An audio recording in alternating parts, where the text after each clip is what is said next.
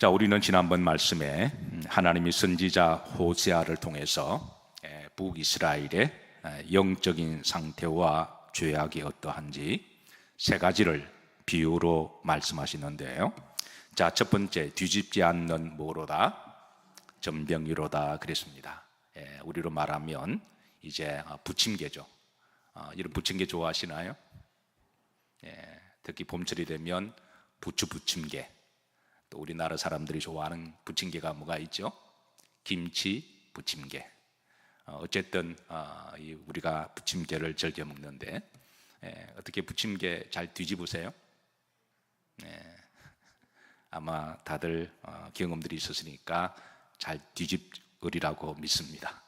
근데 부침개를 굽다가 만약에 뒤집지 않고 한쪽은 타고 위에는 덜 익게 되면 어떻게 될까요? 그러면 그것은 먹지 못합니다. 이스라엘의 영적 상태가 바로 뒤집지 않는 전병이라고 하나님이 알려주십니다. 한쪽은 너무 익어서 타버렸고 한쪽에는 설익은 상태에서 옛날엔 먹을 것이 귀하던 시절에는 버리자니 아깝고 먹자니 먹을 수가 없는 상태. 지금 이스라엘의 죄악에 대해서 하나님은 버리자니 그래도 사랑하는 자식이고 버릴 수가 없고 그렇다고 쓰자니 쓸 수도 없는 그런 상태를 하나님은 저들이 알아듣기 쉽게 뒤집지 않는 전병이로다 이렇게 비유를 통하여 일러주셨습니다. 사랑하는 성도 여러분, 오늘 이 시대에 뒤집지 않는 전병이 되지 않으시기를 주의 이름으로 축복합니다. 자, 두 번째, 어리석은 뭐와 같다고요? 비둘기 같아. 그 당시 비둘기는 이제 주인이 날리는 목적대로 그렇게 날아가는 사명이 있는데 어리석은 비둘기는 이제 목적대로 날아가지 아니하고 저 힘 있는 북아수르 쪽으로 날아가서 도와달라고 구구구 하는 모습이, 저들이 하나님께로 와서 하나님께 부르짖고 하나님께 도와달라고 기도해야 되는데 하나님께 돌아오지 아니하고 세상으로 날아가서 또 북아수르의 제국에 날아가서 도와달라고 구구구 하는 모습이 어리석은 비둘기 같음을 비유하고 있습니다. 사랑하는 성도 여러분, 힘들고 어려울 때마다 세상에 힘 있는 사람들에게 날아가서 애절 복걸하지 마시고 전능하신 하나님께 나오셔서 하나님께 구하시고 기도하시기를 주의 이름으로 축복합니다. 자, 세 번째는 무엇과 같다고요? 속이는 활과 같아. 이 활도 그렇습니다. 궁수가 활을 땡길 때는 분명한 목적을 향하여 날아가게 되어 있죠. 그런데 만약에 그 활틀 자체가 휘어졌거나 그러면 아무리 활 자체가 속이는 활이 된 거죠. 그럼 궁수가 땡겨도 그 화살이 어디로 날아갈까요? 딴 곳으로 날아갑니다. 마찬가지로 우리 성도들은 하나님 영광을 위하여 살아가도록 창조된 줄로 믿으시기를 주의 이름으로 축복합니다. 근데 세상 누리를 속이는 곳입니다.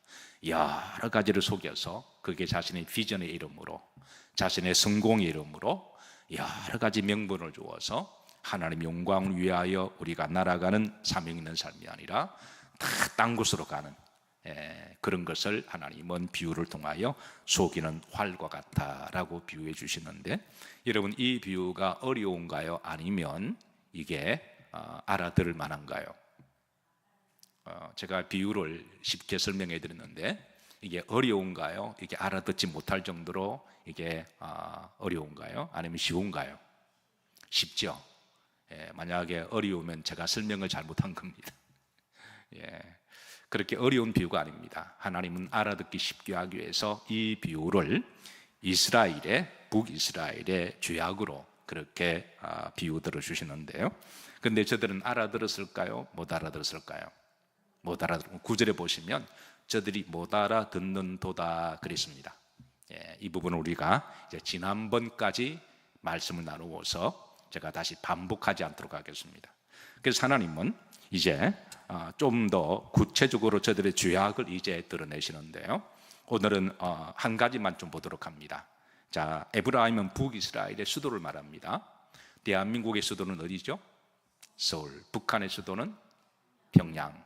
미국의 수도는 또 가끔 뉴욕이라는 분도 계시더군요.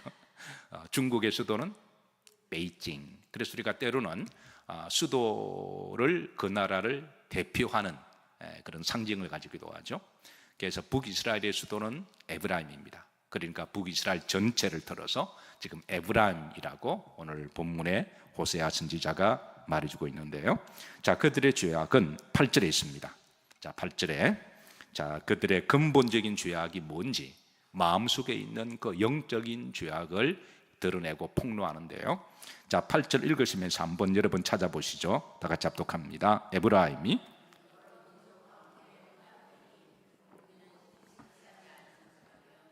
자, 여기 보시면 여러 민족 가운데 못되니 혼합, 혼합되었다라고 하는 이 문제를 드러냅니다. 자, 여기에 여러 민족들과 혼합되었다는 말은 두 가지 의미가 있는데요. 자, 첫 번째, 호세아가 살던 시대 그 국제 주변의 정치 무대에는 이스라엘을 중심으로 해서 여러 민족들이 동서남북으로 그렇게 포진되어 있었습니다. 자, 우리나라도 한반도를 중심으로 해서 자, 북쪽에는 누가 있죠? 다 일본에 사시나요?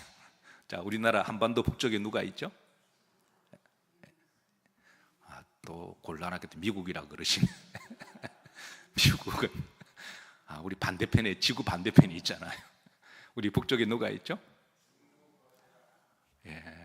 일단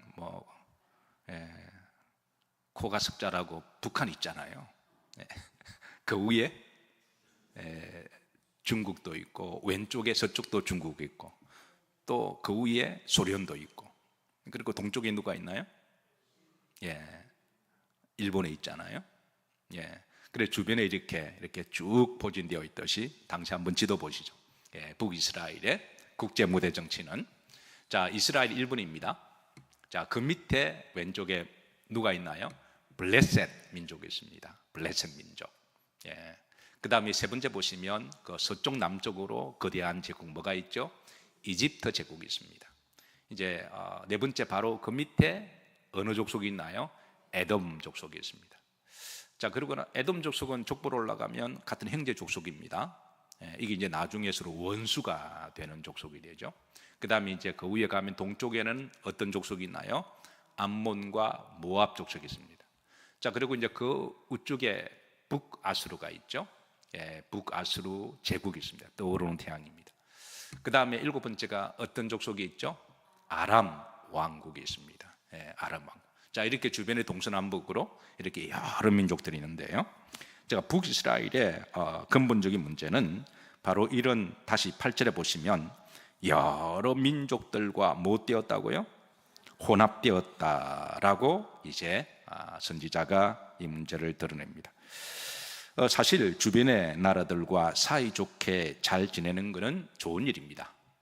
주변의 나라들과 잘 지내는 것은 좋은 일인데, 그런데 문제는 북이스라엘이 친하게 지내고자 하는 여러 민족들, 혼합되었던 그 민족들은 한결같이 다 하나님을 대적하고, 따라서 하나님을 대적하고 우상숭배하고 그리고 음란하고 배역하며 세속적인 나라들이라는 데 문제가 있다는 거예요. 그런데 문제는 북이스라엘이 저들과 함께 혼합되기를 좋아했습니다. 그래서 저들과 혼합됩니다. 그리고 이런 여러 주변의 여러 나라들 가운데 저들이 가장 친하게 지내고 싶은 나라가 있는데요, 가장 닮고 싶은 나라, 모델이 되고 싶은 나라가 바로 당시 떠오르는 태양 제국인 북아수르 제국이었습니다. 당시 북이스라엘은 북아수르를 따라하기에 정신이 없었습니다. 만약에 북아수르가 하나님을 잘 믿는 나라라면 괜찮습니다. 그리고 이제 하나님의 그런 신앙적인 그런 나라라면 그 따라해도 괜찮습니다.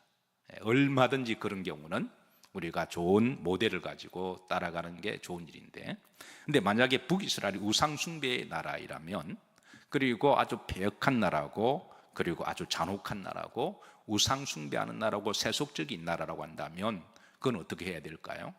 그거는 따라가서 해서는 안 되는 거죠. 자, 우리나라 주변에 여러 나라들이 있습니다. 일단 여러 나라들과 사이좋게 지내는 것은 좋은 일일까요? 나쁜 일일까요? 그건 좋은 일입니다. 그런데 우리가 영적으로 분별해야 될 게, 우리나라가 정말 잘 좋게, 사이가 좋게 하나님을 잘 믿고 그리고 건강한 나라고, 그리고 인권과 자유를 보장해주고 기독교적인 문화가 있는 나라와 함께 사이좋게 잘 지내고 그런 나라와 함께 가는 것은 그거는 좋은 일인가요? 나쁜 일인가요? 그건 좋은 일이라는 거예요. 그런 나라가 우리나라보다 훨씬 잘 산다면, 실제로 그런 나라들이 영국이 그러하고요, 그리고 미국이 그러하고, 이런 나라들은 다 기독교적인 나라여서 우리가 영적으로 또 우리가 이제 문화사적으로 배울 게 굉장히 많습니다. 그런 나라들과 가까이 지내고 우리가 좋은 것을 배우는 것은 참 좋은 일이죠. 그러나 만약에 우리 주변에 어떤 나라가 하나님을 믿지 않고 대적하고 교회를 부정하고 그리고 세속적인 문화로 가득 찬 나라라면 그런 나라를 잘 분별해야 된다는 거예요. 그런 나라와 싸우라는 말이 아니라 우리가 필요할 때는 무역도 하고 다 해야 되지만 우리가 영적으로 분별해야 된다는 것이죠. 근데 이스라엘은 북아수르의 그런 우상숭배와 세속적인 그런 나라, 이런 나라와 가까이 하기를 좋아했고 그 나라와 혼합되기를 좋아했는데요, 특별히 북아수르의 신과는 다신교입니다. 우상이 가득한 나라인데요, 그 나라의 최고의 신으로 여긴 주신, 최고의 신이 바로 따라서 이슈루. 근데 여러분, 아수르와 이슈루와 뭔가 발음이 비슷하지 않나요? 네, 맞습니다. 아수르 나라 이름도 이슈루 신에서 온 나라 이름입니다. 그러니까 북아수르가, 이 아수르라는 제국이 얼마나 우상 숭배에 진심이 있느냐 하면 그 신 이름을 따서 나라 이름을 정할 정도였으니까. 바빌론 제국도 그러죠. 바빌론 제국의 주신이 바벨신이었잖아요. 그러니까 그 신의 이름을 따서 나라 이름을 정한 게 바벨론 제국입니다. 그러니까 영적으로는 하나님을 완전히 대적하는 나라가 바빌론 제국이었고 북아수르 제국이었죠. 자, 다음 자료 한번 보시죠.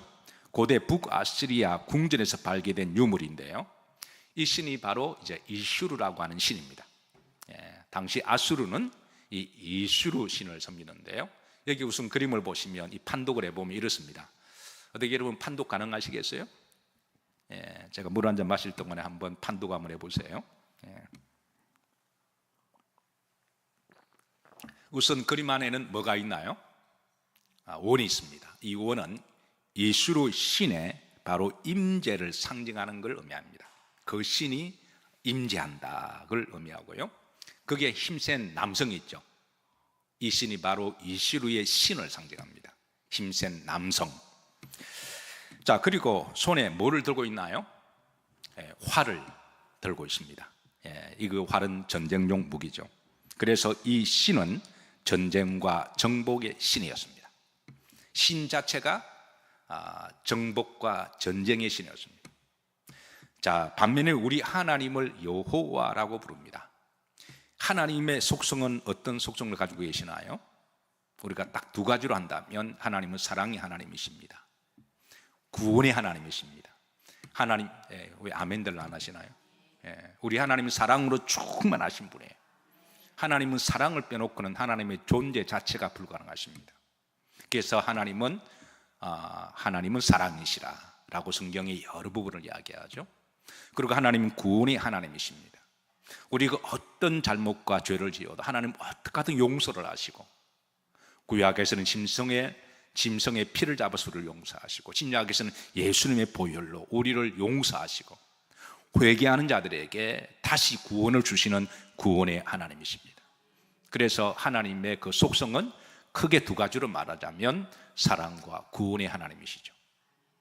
자, 그런데 당시 이슈르 신의 특징은 전쟁과 정복의 신이었습니다. 따라서 저들은 주변의 연약한 나라들을 전쟁을 하고 정복하는 것을 신의 뜻으로 여겼다는 거예요. 자, 이것이 문제입니다. 이 이슈르 신은 주변의 나라들을 정복하고 이제 그 땅을 빼앗는 걸 저들의 신의 뜻으로 여기는데요, 그래서 저들은 전쟁을 하면서 침략하려고 사람을 죽이고 그 나라를 빼앗아 식민지 정책을 쓰는데요, 이 전쟁을 소위 저들은 거룩한 전쟁이라고 부릅니다. 왜? 자기들이 믿는 신이 전쟁의 신이니까. 그러니까 전쟁을 거룩하게 이름을 바꾸어 미화시키는 게 바로 마귀의 역사죠. 그래서 거룩한 성전, 오늘 시대도 이슬람들이 말하는 전쟁은 그 성전이라고 부르잖아요. 전쟁은 어떤 식으로든 마귀의 또 다른 얼굴인데요. 그래서 전쟁을 합니다. 그러고 나서 두 번째는 이 전쟁을 함으로 다른 나라들을 죽이고 빼앗고 이렇게 하는 것을 신의 심판으로 해석을 합니다. 그러니까 참으로 무슨 교리입니다. 전쟁을 정당화시키고, 그리고 전쟁을 통해서 그 이웃 나라들을 죽이고 빼앗고 약탈하고 하는 것을 누구의 뜻으로? 신의 뜻과 신의 심판. 그러니까 자기들 신의 대리자들인 거예요. 이런 전쟁 속에서는 저들은 온갖 잔혹한 짓을 다 하는데요. 왜? 신의 뜻으로 심판하는 거니까. 그래서 역사적으로 많은 제국들이 인류 가운데 나타났지만 제국 중에 가장 잔혹한 제국이 아수르 제국이라 평가되는 이유가 바로 여기 있습니다. 우리가 몽골도 잔혹한 제국이라고 그렇게 평가도 하고, 히틀러도 600만 명을 학살할 때에 잔혹한 그런 전범으로 하지만, 역사적으로 제국 가운데 가장 잔혹한 제국이 바로 북아수르라고 말하는 건 바로 이것 때문에 그렇습니다. 저들은 아주 잔혹한 방법으로 전쟁을 하고 사람을 죽이고 약탈하고, 그리고 이제 사람들을 잡아서 여자들은 죽이거나 살아남으면 이쁜 사람들은 성노리개로 삼고, 남성들도 그렇게 삼고 노예로 삼고. 그래서 가장 잔혹한 제국이 바로 아수르 제국인데요. 문제는 이 북이스라엘이 이 아수르 제국을 담기를 소망하며 이 신들도 수입합니다. 그러니까 하나님을 믿는 그 하나님 신앙을 버리고, 당장은 이 신들이 전쟁에 승리하니까 그 전쟁에 악인들의 성공을 부러워하면서 악인들의 번영을, 악인들은 잠깐 성공을 잠깐 번영할 수 있지만 때가 되면 반드시 하나님 심판하십니다. 아멘인가요? 그래서 시편에 보면 악인들의 잠깐의 번영을 뭐하지 마라? 부러워하지 말라고 말씀하잖아요. 그러니까 이건 매 시대마다 우리를 유혹하는 것들인데요. 그래서 북이스라엘은 이 북아수르를 부러워합니다. 그리고 이 신을, 아수르 신을 수입합니다. 그래서 하나님을 섬겨야 될 자리에 하나님의 그 제단을 없애고 이 아수르 제단을 세웁니다. 하나님이 보실 때 정말 이거는 하나님을 망령되이 행하는 것이죠. 그리고 북아수르의 세속적인 문화를 그렇게 이제 수입하는데요. 근데 한 가지 흥미로운 것은 역사적으로 북아수르의 정책이 바로 혼합주의 정책이었습니다. 역사적으로 여러분 싱크리티즘이라는 용어가 나옵니다. 이 싱크리티즘은 혼합한다는 것이죠. 역사적으로 이 말을 제일 먼저 사용한 제국이 바로 아수르 제국이었습니다. 그러니까 여기에서 나온 이제 국제 용어가 되는데요. 자, 북아수르의 식민지 싱크리티즘의 정책은 이제 이렇습니다. 첫 번째 단계는 정복한 식민지 국가들의 백성들을 서로 혼합을 시켜버립니다. 왜 이렇게 할까요? 정복한, 그러니까 북아수르가 주변에 여러 수십의 나라들을, 민족들을, 뭐 민족까지 치면 수백 민족이 되겠죠. 그 당시에 민족이 많았으니까. 근데 이 민족들을 식민지화 시켜서 이렇게 서로 막 섞어버립니다. 이 민족을 여기로 보내고 이 민족을 여기로 보내고, 그러다 보니까 저들은 막 섞습니다. 자, 그렇게 섞게 되면 한 세대를 보통 몇 년으로 계산하죠? 30년으로 계산하죠. 한 세대를 보통 아이를 출산하고 아이들이 한 30대가 되면 30년 그 사이에 그 자랐던 그 배경이 문화에 다 흡수되면서 그 사람은 그 시대의 사람이 되어버립니다. 그게 한 30년으로 한 세대를 보는 거죠. 그래서 이 북아수르가 여러 수백의 민족들을 통치하기 위해서는, 자, 이렇게 서로 막 섞어버리면, 자, 이제 그 식민지의 그 부모들이 자식을 출산하잖아요. 그럼 아이들이 태어나잖아요. 그 아이들이 자라가 한 10대, 20대쯤 되면 이따가 어떻게 눈이 맞아 사랑하게 되잖아요. 그러니까 섞인 민족들과 사랑하게 됩니다. 그 아이들과. 그러면 그 아이들과 서로 눈이 맞아서 젊은 청춘 남녀니까, 그래서 결혼도 하지 않겠어요? 그러면 이제 결혼하면 그 다음에 나오는 세대는 이제 혼합주의 자녀가 나오는 거예요. 그러니까 다른 민족끼리 지금으로 말하자면 조금 다른 의미지만 국제 결혼이 되는 겁니다. 그러면 그 젊은 남녀 청춘들이 결혼하게 되면 그 다음에 태어난 아이들은 민족의 정체성이 다 사라집니다. 이해가 되시나요? 어쨌든 국제 결혼하니까 민족의 정체성은 반으로 이렇게 서로 사라지게 되는 거죠. 그리고 그 태어난 아이들은 이제 민족의 정체성은 다 사라지기 때문에 이렇게 되면 이제 문화도 섞이고 생각도 사상도 신앙도 다 섞여 버립니다. 이래서 한 세대 30년이 지나고 또 다른 한 세대가 지나가게 되면요, 그리고 60년이 정도가 되죠. 그러면 그 섞인 부모로부터 태어난 자식들은 완전히 민족의 정체가 사라지게 되고, 그러면 어떻게, 그 다음에 어떤 문제가 없어질까요? 독립전쟁이 없어집니다. 민족의 정체성을 계속 가지고 있으면 어떤 식으로든 그의 독립에 대한 사상과 의식이 남아있는데, 이렇게 싱크리티즘으로 섞어버리면 이거는 식민지 백성들을 더 이상 아수르가 걱정할 필요가 없는 거예요. 왜? 민족의 정체성이 사라지니까. 이게 역사적으로 제일 먼저 실시한 제국이 아수르 제국이었습니다.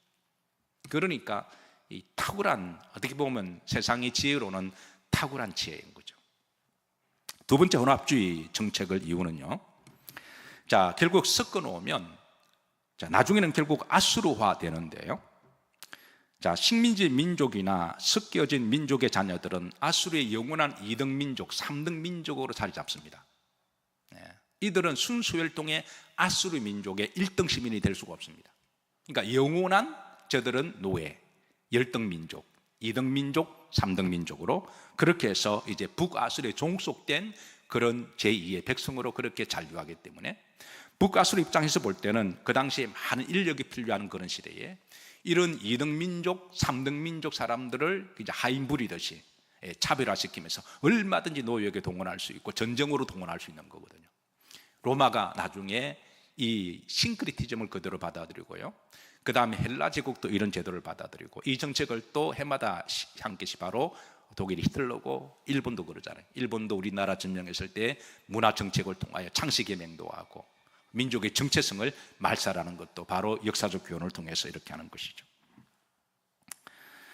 자, 우리나라도 비슷한 경험이 있습니다. 자, 일본은 우리나라를 식민지화하고 창씨개명하고요, 한국말 못 쓰게 하고 일본말 가르쳐주고 교육을 가르치고 신사참배를 강조하면서 근본적으로 이제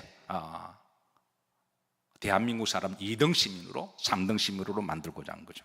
그게 결국 반란이나 독립운동을 하지 못하게 하고 영원히 식민지 정책을 그렇게 쓰기 위함인데, 참으로 다행인 것은 그 일본의 강점하에도 이런 식민지 정책에도 불구하고 대한민국의 정체성을 잃지 아니하고 목숨을 걸고 지키는 이들이 있었는데, 여러분 그들이 대부분 다 기독교인들이었습니다.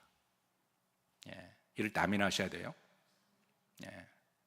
그때 대한민국의 독립의 정체성을 지킨, 일제 신사참배를 하지 않기 위해서 목숨을 걸고, 그때 여러분 대부분 대한민국 사람 다 신사참배했습니다. 그런데 유일하게 안 한 집단은 기독교 집단이었습니다. 물론 기독교인들을 하기로 했지만, 그러나 대부분의 기독교 정신을 이어가는 목사님들이나 성도님들은 신사참배를 거부했습니다.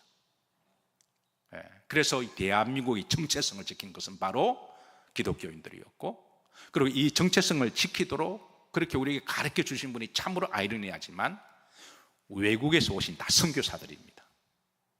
참으로 아이러니하지만 그 선교사들이 대한민국의 정체성을 그렇게 잃지 않도록 하나님께 기도하게 했고 부르짖게 했고, 하나님은 불쌍히 긍휼히 여겨주셔서, 그래서 여러분 3.1 독립운동이 일어나고, 그리고 우리 민족의 정체성을 결국은 지킴으로 국제 무대에서도 이 전쟁이 끝나고 난 다음에 대한민국의 국군을 회복하도록 하나님이 돕는 통로가 되게 하신 줄로 믿으시길 바랍니다.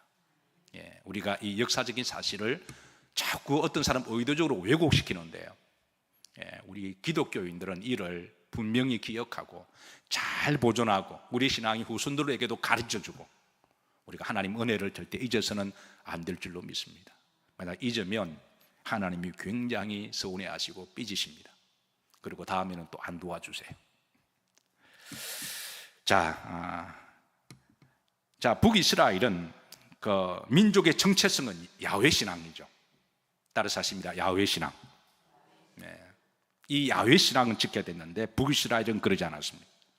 다시 8절로 보시면 저들은 여러 민족과 섞었습니다. 문화적으로, 신앙적으로, 세속적으로 거의 세속화되어 가고요.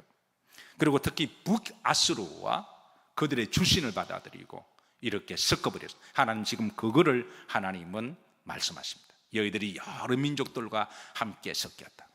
특별히 북아수르의 그 싱크리티즘, 혼합주의 정책에 너희들은 함께 섞여버렸다. 너희들이 자원해서 섞었다. 그래도 남유다는 그래도 유다의 정체성을 지키고 있었거든. 그래서 하나님이 유다를 쓰신 거잖아요. 자, 그래서 호사 1장에 보시면 하나님이 이미 선지자 호사를 통하여 말씀을 주실 때 우리가 강해를 지금까지 해왔는데 여러분 기억하시나요? 다시 한번 기억을 소환합니다. 1장 2절. 자, 합독합니다. 여호와께서 처음 호세아에게 말씀하실 때에 여호와께서 호세아에게 이르시되 너는 가서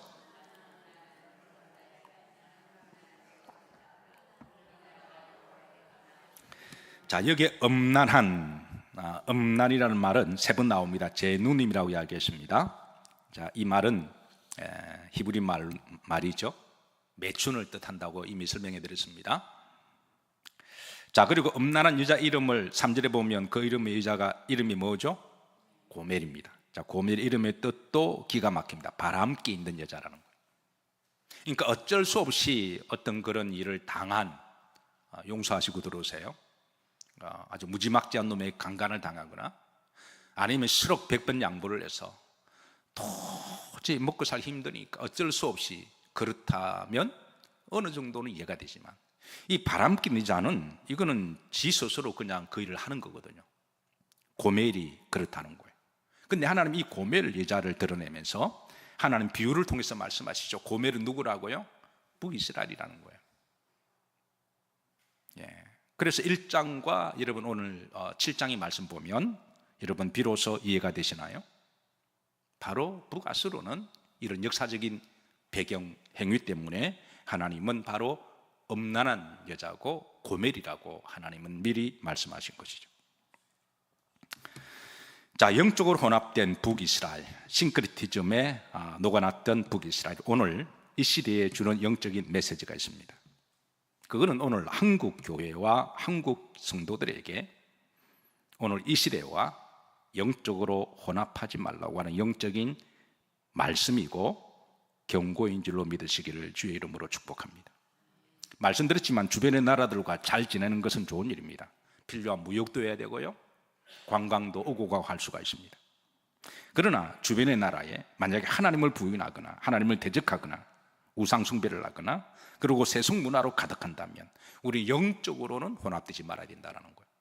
그 나라 가지 말라는 게 아닙니다. 물건 사지 말라는 게 아닙니다. 영적으로 분별해야 된다는 거예요. 아멘인가요? 이게 어려운가요? 어렵지 않죠. 우리가 얼마든지 영적으로 보면 우리가 분별할 수 있는 그런 믿음을 가지고 있습니다. 자, 성경은 성도를 그리스도의 신부라고 누누이 알려주시는데요. 고린도서 11장 2절입니다. 다 같이 합독합니다. 내가 하나님의 열심으로 너희를 위하여 열심을 노니 내가 너희를 정결한 처녀로 한 남편인 그리스도께로 드리려고 중매함이라. 그러니까 바울이 성도를 향하여, 그러니까 바울이 목회사에게 열심으로 한 그 중심은 뭐냐면 성도를 신랑 대신 예수 그리스도의 신부로 훈련시키고 그렇게 만드는 게 바로 바울 목회의 목회 중심이라는 거예요. 오늘 시대에 목회자의 사명이 있다면 성도를 어떤 식으로든 세속화되지 아니하고 그리스도의 성도로 여러분들을 잘 제가 이렇게 말씀으로 인도하고 기도와 양육해서 언젠가는 주님 앞에 섰을 때 신부의 모습으로 그대로 유지하게 하는 것, 그게 바로 목회자의 사명인 줄로 믿으시기를 주의 이름으로 축복합니다.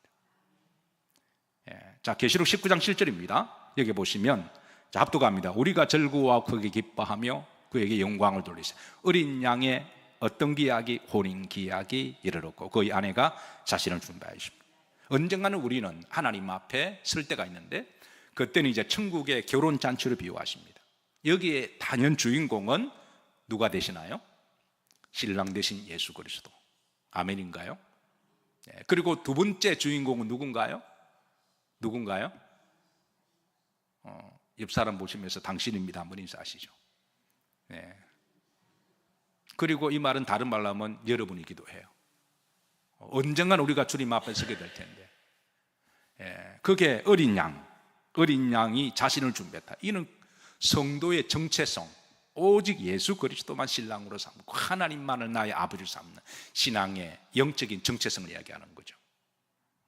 계시록 19장 8절입니다. 자, 그에게 빛나고 깨끗한 어떤 옷을 세마포, 이 세마포는 흰 옷을 이야기하거든요. 그래서 이런 기독교적인 문화를 배경으로 해서 서양에서 신부가 결혼할 때는 하얀 옷을 입히는 거죠. 바로 순결을 상징하는 거죠. 하나님이 짝지어진 한 배필, 내가 서로 헌약한 그 배필에게만 내가 하나님이 유일하게 짝지어진 순결을 지키고 그 사람만을 살아가고 배신하지 않고 살아가겠다고 하는 것, 그런 순결의 정신, 그 순결의 혼인, 이것이 영적으로 우리 주님과 그대로 대입된다고 하는 것이죠. 자, 그래서 깨끗한 세마포옷을 입히도록 허락하셨으니 이 세마포옷은 성도들의 못 행시로다 옳은, 여기는 윤리와 도덕을 말하는 게 아니라 거룩성을 이야기합니다. 자, 말씀을 정리합니다. 여러분, 요즘 시대는 혼합주의 시대입니다. 싱크리티즘이 다시 망령이 되살아나는 시대인데요, 첫 번째, 종교적으로 종교다운주의 시대로 나아가고 있습니다. 여러분, 종교다운주의가 무슨 말인지 아시죠? 모든 종교를 다 인정하자라는 거예요. 얼핏 보면 굉장히 이성합리적입니다. 모든 종교를 다 인정하고 각 종교마다 구원의 통로가 있고 어떤 종교를 믿어도 각 종교의 신으로 천국 간다라는 거예요. 여러분, 이게 맞는 말인가요? 그래서 종교끼리 사이를 잘 지내자라는 거예요. 이게 바로 종교다운주의입니다. 그러니까 종교를 다 섞어버리는 거예요. 우리가 다른 신을 믿는 사람들과 싸울 필요는 없습니다. 그 사람들과 잘 지내는 것도 좋은 일입니다. 같이 밥도 먹을 수가 있고요, 같이 커피도 마실 수가 있고요, 같이 놀러도 다닐 수가 있습니다. 그러나 영은 섞어서는 안 되는 거죠. 너가 믿는 신하고 내가 믿는 신하고 같아, 이런 건 다른 문제라는 거예요. 아멘인가요? 근데 오늘은 그런 시대입니다. 신들의 경계가 없습니다. 하나님이나 무당이나 똑같이 취급해버려요. 오늘 시대 우상숭배죠.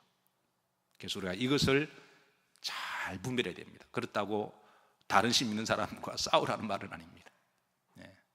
가끔 길을 걸어가다 보면, 여러분, 산은 등산 좋아하시나요? 등산 좋아하시나요? 한국 사람 다 등산 좋아하시잖아요. 산에 가면 뭐가 많나요? 뭐가 많나요? 돌탑이 많습니다. 그거 왜 쌓을까요? 그 쌓는 의도가, 그 쌓는 사람이 산신령이나 뭔가 신에게 돌탑을 쌓는 거잖아요. 근데 그걸 열심히 쌓으면 옆에 가서 그걸 무너뜨려야 돼요? 안 무너뜨려야 돼요? 굳이 보는 앞에 무너뜨릴 필요가 없습니다.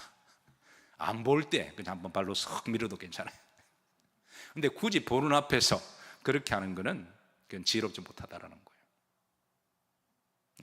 우리가 다른 사람의 신을 믿는 거는 우리가 이해를 하지만 그걸 같이 섞어서는 안 된다라는 거예요. 영적으로 잘 분별하고 그 사람 자체를 존중해주고 그 사람에게 평소에 선을 베풀고 우리가 복음이 씨앗이 되어서 그들이 언젠가는 헛된 신이 헛된 것을 알고 참된 하나님을 찾고 싶을 때 그런 그리스도인들의 선행이 다 복음의 씨앗이 되리라고 저는 믿습니다. 아멘인가요? 어쨌든 종교적인 혼합주의, 이게 다운주의입니다. 종교적인 싱크리티즘. 자, 성적인 싱크리티즘이 있습니다. 남, 여성 구분 없이 막 섞어버린 걸 유니섹스라고 이야기하죠. 여성과 남성의 성정체성 구분하지 말자는 거예요. 막 섞어놨습니다. 남성이 여성이 될 수도 있고 여성이 남성이 되기도 하고 또 중간성도 될 수가 있고 서로 모든 성들을 다 인정하자고 합니다. 그래서 본인이 좋아하는 동성끼리 결혼도 해도 되고 심지어 짐승의 성까지도 인정하고 심성까지도 결혼한 사람들이 있습니다. 이게 바로 이게 성적인 싱크리티즘이 지금 많은 사람들을 미혹하고 여기에 또 이걸 지지하는 사람들 의외로 많이 있습니다. 자, 정치적 싱크리티즘이 있습니다. 코스모폴리타니즘이라고 그러는데요, 정치적으로 지금 전 세계가 계시록에 계시한 말씀처럼 국경은 사라지고 그리고 점점 하나의 나라, 하나의 통합을 통치하는 그런 시대로 나아가는 시대를 살아가고 있습니다. 이미 계시록은 언젠가는 때가 되면 전 세계를 아우르는 한 총통이 나올 것임을 예고하고 있는데, 바로 그런 시대로 지금 점점 분위기가 깔리는 세상이잖아요. 그래서 통치하는 바로 그가 성경은 적그리스도임을 이미 우리들에게 알려줄 것입니다. 어쨌든 정치적으로 싱크리티즘이 지금 엄밀하게 국가들 사이에 그렇게 지금 진행되고 있습니다. 경제적 싱크리티즘이 있는데요, 이 경제 싱크리티즘의 이코노미 그리고 에클레티시즘이라고 이야기합니다. 에클레티시즘, 에클레시아, 이 말은 이게 이 말도 통합한다는 말이잖아요. 에클레티시즘, 그러니까 에코노믹 에클레티시즘, 경제적인 혼합주의입니다. 지금은 거대한 경제 시대로 나아가고 있습니다. 이제는 무역으로 말미암아 나라의 국경선이 다 없어지고 있습니다. 이제는 총보다 더 무서운 게 무역 전쟁이라고 이야기를 하죠. 이제는 무역이면 얼마든지 이제 그 나라에 떠나서 기업을 옮기기도 하고요. 우리 이런 기업을 다국적 기업이라고 하죠. 이미 지금 무역적으로는 이미 이제 그런 시대로 흘러 들어가고 있습니다. 어쨌든 이게 지금은 이 싱크리즘 시대입니다. 모든 것을 다 섞어버리고, 우리가 이제 물론 이제 문화적으로 아니면 경제적으로 이런 여행적으로 이런 부분들은 국경을 넘나드는 건 괜찮습니다. 이 나라 저 나라가. 근데 우리가 이런 시대에 살면서 영적으로는 혼합주의가 안 돼야 된다는 거예요. 우리가 너무 우리나라를 너무 지나치게 집착함으로 소위 국뽕에 빠져서 너무 지나친 국수주의에 빠지는 것도 그것도 문제거든요. 민족에 대한 자부심을 가지고 있어야 되겠지만, 그러나 우리가 다른 나라와 함께 교류도 하면서, 그러나 중요한 것은 영적으로는 바로 우리는 하나님의 백성들이고 하나님의 나라에 속한 사람들이고, 바로 이 성도의 정체성을 우리가 지켜야 되는 줄로 믿으시기를 주의 이름으로 축복합니다. 사실 오늘 말씀이 다소 어려운 말씀일 수가 있습니다. 그리고 영적 분별력도 필요합니다. 그러니까 혼합주의라는 말은 모든 영역에서 다 섞는 것 자체를 나쁘다고 말하지 않습니다. 어떤 부분은 그런 부분은 필요하지만, 그러나 영적으로는 우리가 정체성을 지켜야 된다고 하는 것이죠. 자, 제가 말하는 것 전의를 여러분 잘 이해하시면 아멘 하십시오. 안 하면 설교가 또 더 길어집니다. 아멘 하셔야 설교가 빨리 끝나요. 자, 다시 한번 묻습니다. 이해가 되시면 아멘 하십니다. 자, 마지막 하나 이어가고 마칩니다. 자, 다음 사진 보이시죠? 흰색과 파란색을 섞으면 어떤 색이 나올까요?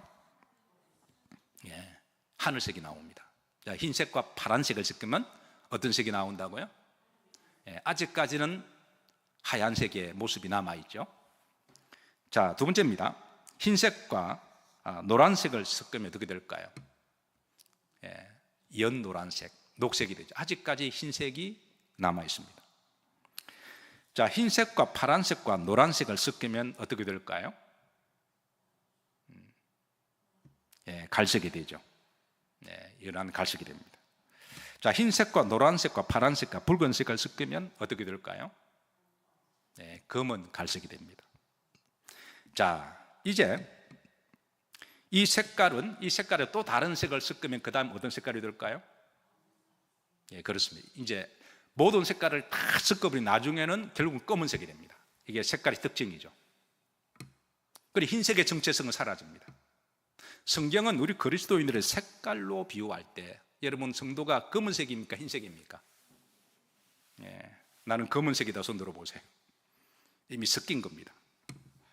성경은 성도를 흰색으로 비유합니다. 흰색은 어떤 색깔과 섞여도 손해봅니다. 이해되시나요?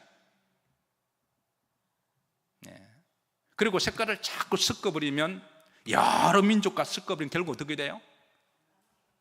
검은색이 됩니다. 그 정체성을 완전히 북이스라엘이 그랬다라는 거예요.